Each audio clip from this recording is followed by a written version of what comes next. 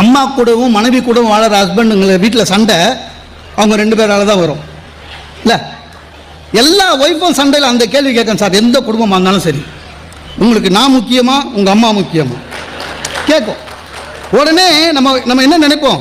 அம்மான்னு நினைப்போம். உணர்ச்சி, அறிவு. நீ அம்மான்னு சொல்லிட்டா உனக்கும் சோறு கிடைக்காது, அம்மாக்கும் சோறு கிடைக்காது. அதனால் உஷாராக இருக்கணும். என்ன சொல்லணும்? உங்களுக்கு நான் முக்கியமா உங்கள் அம்மா முக்கியமா? விடுமா, கொஞ்ச நாள் அட்ஜஸ்ட் பண்ணு அப்படின்னு சொல்லணும். அந்த கொஞ்ச நாள் யாருக்குன்னு சொல்லக்கூடாது. அங்கே தான் ட்விஸ்ட் இருக்கு சார். எப்பவுமே சார் உணர்ச்சி வசப்பட்ட ஃபெயிலியர் சார். வீட்டில் ஒய்ஃபுக்கு ஷாக் அடிக்குது சார். நம்ம ஒய்ஃபு சுவிட்ச் போர்டில் கை வைக்கிறா, ஷாக் அடிக்குது. உடனே போய் தொடுவீங்களா? உங்களுக்கு ஷாக் அடிக்கும். உணர்ச்சி வசப்படக்கூடாது. ஒரு விறகு கட்டை எடுத்து, அதான் ட்ரீட்மெண்ட்டு. விறகு கட்டை எடுத்து பட்டுன்னு போடணும். அப்போ தான் ஷாக்லேருந்து வெளில வரும். அடிச்சா மாதிரியும் ஆச்சு, காப்பாற்றின மாதிரியும் ஆச்சு. அறிவை யூஸ் பண்ண மாட்டாங்க.